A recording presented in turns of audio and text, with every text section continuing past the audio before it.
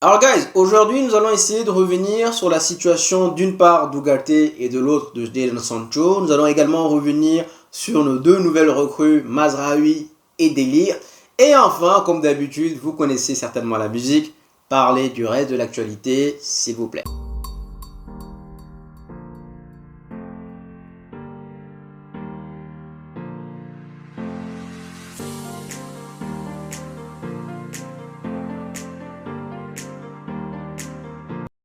Alors guys, hier je vous avais dit que Manchester United n'avait pas complètement fermé la porte sur la piste Ugarte. Aujourd'hui, on apprend que son agent, Jorge Mendes, serait en Angleterre pour essayer de faciliter la transaction.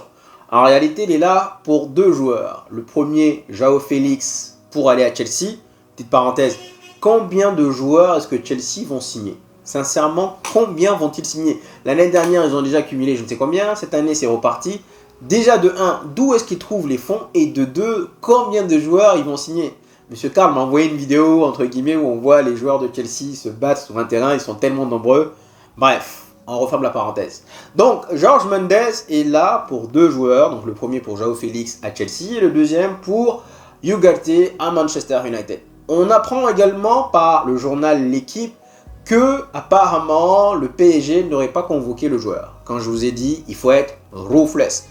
Vous ne voulez pas du joueur, vous lui dites écoutez, je ne te convoque pas, tu te débrouilles.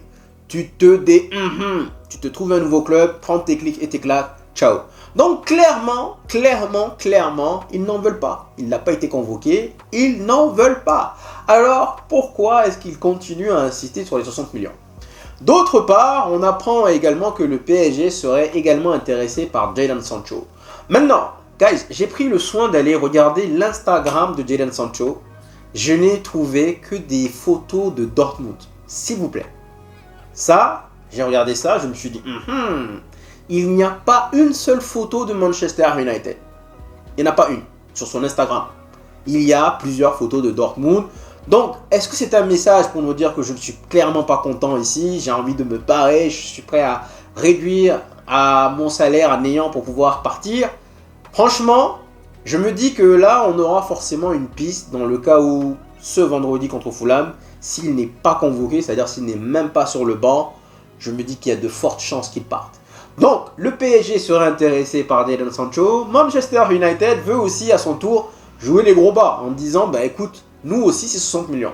Sauf que nous avons également le salaire qu'il va falloir que le PSG paye derrière. Est-ce que derrière, Jadon Sancho va vouloir accepter de diminuer son salaire? Ça, c'est un autre débat. Mais c'est simple.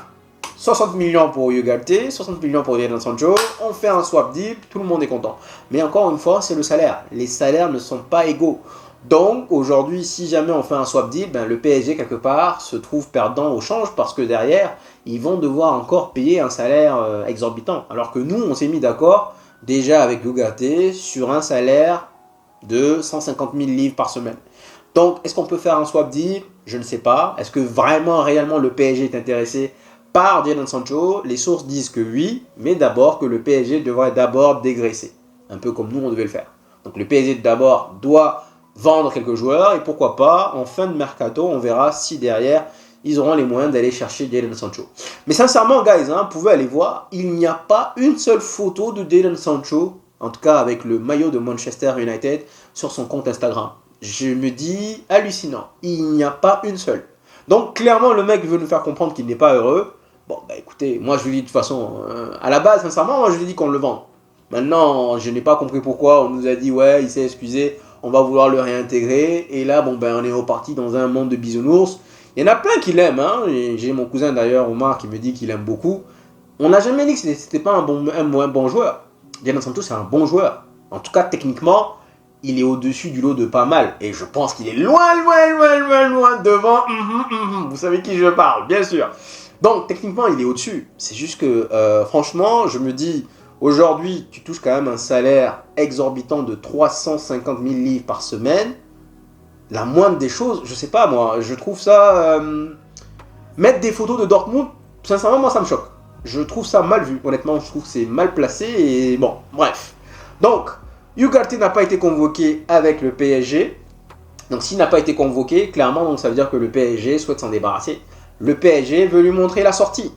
Mais c'est assez contradictoire parce qu'ils veulent le vendre, mais en même temps, il n'y a personne dessus. En dehors de Manchester United, il n'y a personne dessus. Maintenant, il y a une source qui est sortie ce matin qui disait aujourd'hui qu'apparemment, Liverpool a pris un L pour Zubimendi. Et donc, justement, pour nous contrarier, Liverpool va se rabattre sur Ugarte. Bon, sincèrement, guys, je ne pense pas. Déjà, parce que Liverpool, normalement, ils ont un style de jeu bien défini. Et je pense qu'ils cherchent normalement un joueur qui se rapprochait de Zubimendi. Maintenant, il y a une source qui dit, je réponds rapidement, qui dit que oui, ils ont pris le L.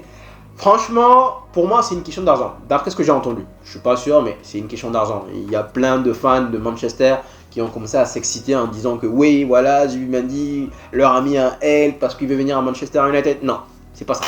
En réalité, il leur a mis un L parce que Liverpool n'est pas prêt. D'après ce que moi j'ai entendu, à vérifier, Liverpool n'est pas prêt à donner donc 60 millions. Et donc, Real Sociedad lui a dit, bah écoute, s'ils ne sont pas prêts à payer 60 millions, tu n'as qu'à aller payer toi-même le reste pour la compensation. Et il a refusé. Donc on parle d'argent, surtout de l'argent de sa poche, donc je pense pas que derrière... Et puis bon, si ils ne sont pas prêts pour mettre 60 millions sur la table pour Zubimendi, je crois encore moins qu'ils sont prêts à mettre sur la table 60 millions pour Ugarte. Parce que c'est pas le même style. Moi je vous ai déjà dit à plusieurs reprises, je préfère Zubimendi. Maintenant, visiblement, la priorité de Manchester United et d'Ineos, c'est Ugarte. Quand il va arriver, on va bien sûr le backup, on n'a pas le choix.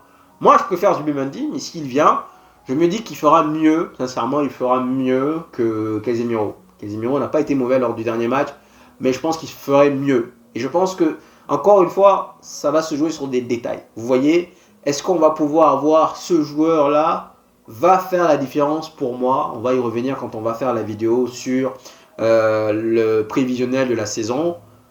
Avoir Ugarte et ne pas l'avoir fera selon moi la différence entre être dans le top 4 ou pas. Je pense que si on a Ugarte, bien que je refute son arrivée, je pense que clairement derrière c'est quelqu'un qui va nous apporter un grand plus, qui aura les jambes justement pour aller faire les va-et-vient, pour aller jouer les chiens de garde. Derrière, ça me dérange moins aujourd'hui parce que nous avons des joueurs bons balles au pied autour. Donc, si on écoute normalement les pronostics, Ugarte devrait venir. PSG n'en veut pas. PSG veut Jadon Sancho entre guillemets. Je me dis que pas forcément maintenant, mais peut-être d'ici la fin du mercato, on va peut-être se mettre d'accord avec Ugarte. Pourquoi je vous dis ça? Quand on regarde Ineos, ils viennent d'arriver. Franchement, c'est leur première saison.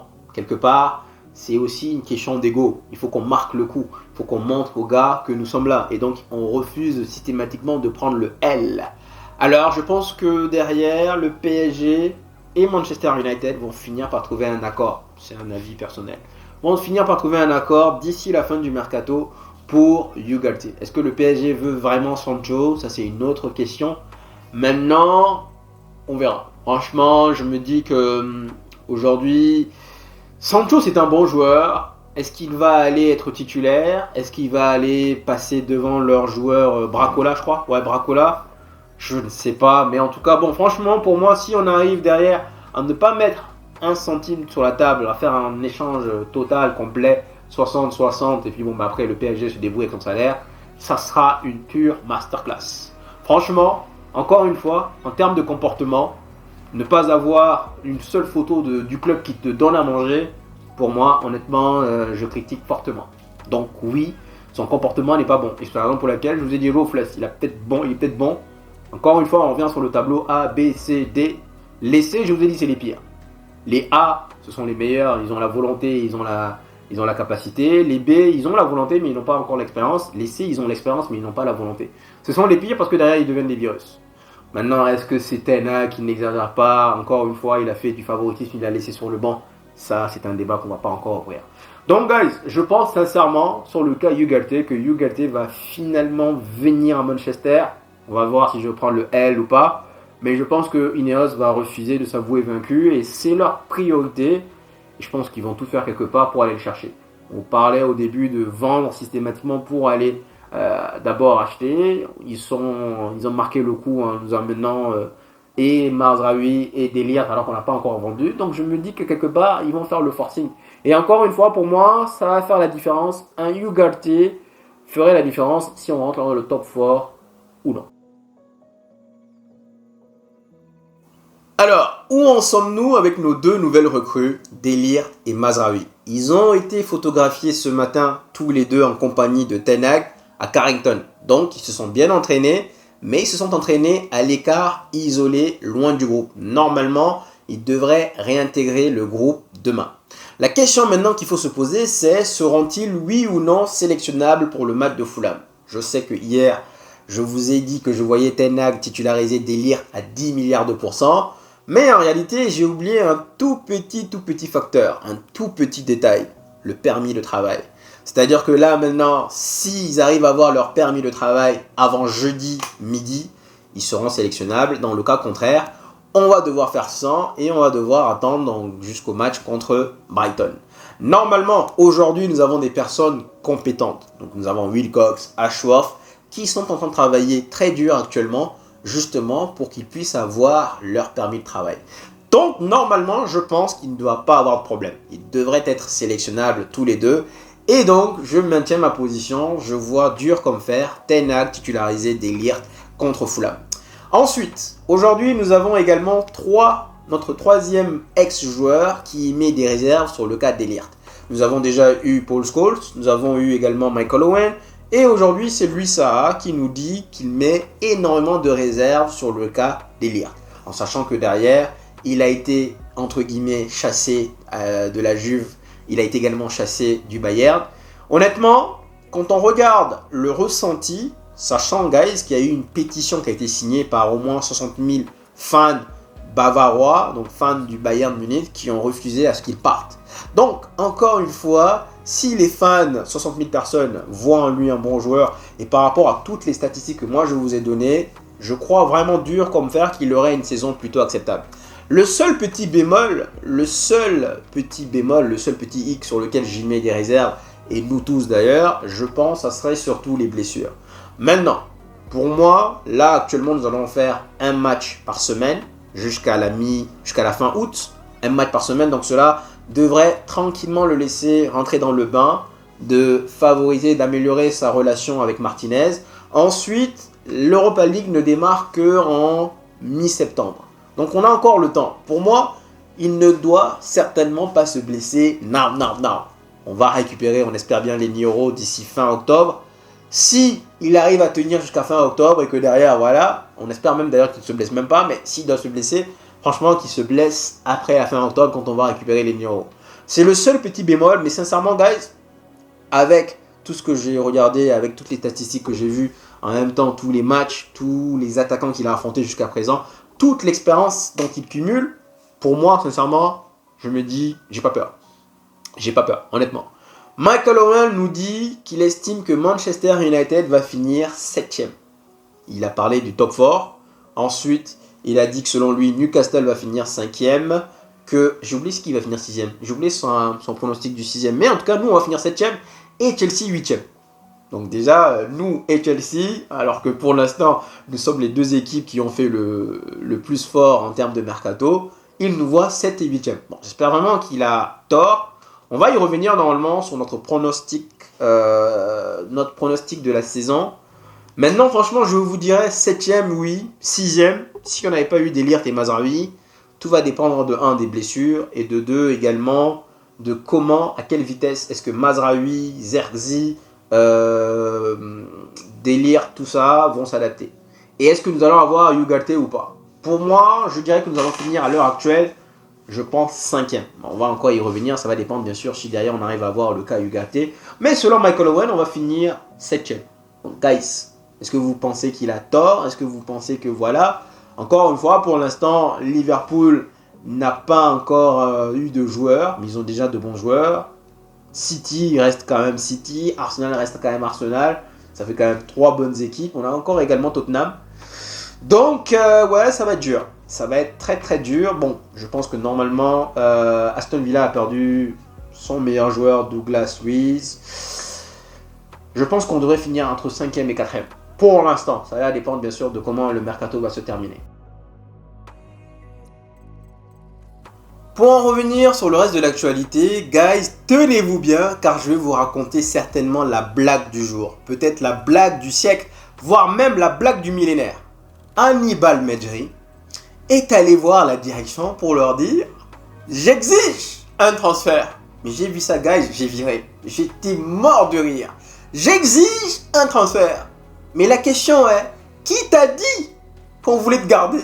Qui t'a dit qu'on voulait te garder? Qui t'a dit qu'on voulait de toi?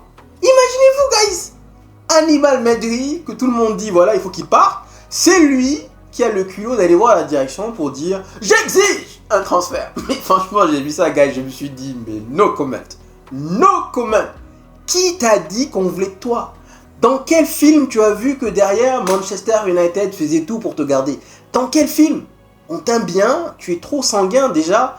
Et je trouve que techniquement, à part courir, oui, tu presses bien, mais à part courir, non! Encore une fois, on revient sur le basics, guys. Standing. Hannibal Medri. C'est-à-dire que, réalité, guys, pourquoi j'ai éclaté de rire, c'est que je vois bien peut-être un Bruno Fernandes, un Rashford, voilà, vous voyez, un joueur pétri de talent qui voit que l'ambition du club ne matche pas, ne fit pas avec ses ambitions. Il dit, bah écoutez, j'en ai marre de vous, je vous quitte. Vous voyez, un talent, vous voyez? Mais en fait, là, c'est vraiment l'hôpital qui se fout de la charité parce que c'est un qui vient nous dire « J'exige !» Vous me faites... Non, franchement, gars, j'ai vu ça, j'ai viré. J'ai éclaté de rire, je me suis dit, ça, c'est une masterclass. Masterclass. Bah écoute, merci pour tes bons et loyaux services. Prends tes clics et tes claques. Ciao. Honnêtement, je suis désolé. On revient sur le standing. J'aimais plus Bissaka. Bissaka même, j'ai été ruthless avec lui. Il y en a qui aiment McTominay. McTominay, selon moi, passe devant la hiérarchie, devant Hannibal. Donc, mec, c'est pas toi qui vas venir me dire « J'exige !» Bref, en parlant de Bissaka, il nous a envoyé donc ses adieux. Il nous a transmis ses remerciements en disant que ça a été un honneur d'avoir porté le maillot de Manchester United. C'était quelque part un rêve qui devenait réalité. Donc franchement, comme on dit, farewell, farewell. Merci beaucoup Bissaka, honnêtement. Et puis, ne nous fait pas mal quand on va se raffronter. Quand on va se revoir. Ensuite, Lapis Sandberg. Guys, Sandberg, apparemment, il n'a pas joué la dernière fois avec Burnley. Derrière, on dit que c'est parce qu'il va à Manchester United. C'est possible. Mais moi, personnellement, je vois plus que c'est Sandberg lui-même qui ne veut pas rester à Burnley parce qu'il ne veut pas jouer en Championship. Et donc, c'est lui qui alimente un peu les rumeurs. Souvenez-vous ce qu'on avait dit. Quand une rumeur arrive, il y a 5 possibilités. La première, c'est que parfois, elle est vraie, certainement. Parfois, c'est complètement faux. C'est le journaliste lui-même qui l'a inventé. Parfois, c'est le club qui le met, donc qui met les rumeurs justement pour pouvoir tirer un avantage, pour pouvoir le vendre. On va l'associer avec Manchester United justement pour pouvoir mieux le vendre derrière. Parfois, c'est l'agent qui émet les rumeurs justement pour obtenir une revalorisation salariale auprès du club. Ou parfois encore, c'est l'agent qui émet ces rumeurs justement pour créer donc l'intérêt d'autres clubs. Sincèrement, Sandberg, guys, je doute que vraiment Manchester United s'intéresse à lui. Alors j'ai vu pas mal de joueurs, de personnes qui me disent il est pas mal. Je suis allé regarder, vous vous souvenez du seul et unique but qu'Anthony a marqué cette saison contre Burnley? C'est suite à une faute de Sandberg. Le seul et unique but. J'ai vu ça hier sur TikTok, j'ai viré encore une fois parce que on voit des vidéos de soi-disant Guardiola qui dit que pour moi le futur Ballon d'Or c'est Anthony, il est tellement fort et il dit dans la vidéo, je vais vous présenter ses 5 meilleurs buts. Et comme il a marqué le seul but, on dit ce but-là, encore une fois à 5 reprises. C'est suite à une mauvaise passe de Sandberg. Je me suis dit, voilà, je sais que oui, il ne faut pas juger ça sur une seule action, mais pour moi, sincèrement, s'il vient, on va le backuper. Mais dans le cas contraire, normalement, voilà. En ce qui concerne McTominay, apparemment, le club souhaite toujours le vendre, toujours à Fulham. Mais quelque part, le club ne voudrait pas que McTominay puisse venir à Manchester United avec un autre maillot dès la première journée. Donc même s'ils veulent le vendre, c'est après. Je ne sais pas si c'est vrai, j'en doute, mais j'espère bien. Mais en tout cas, voilà. Donc ensuite, il y a aussi le cas Amrabat. Apparemment, on parle de prêt aujourd'hui. Donc Manchester United verrait bien l'option de pouvoir le prêter. Est-ce que c'est possible, sachant que derrière, ça va nous coûter encore 8 millions, mais finalement, on a déjà donné 10 millions en termes de prêt. Là, on doit payer 15 millions pour l'acheter.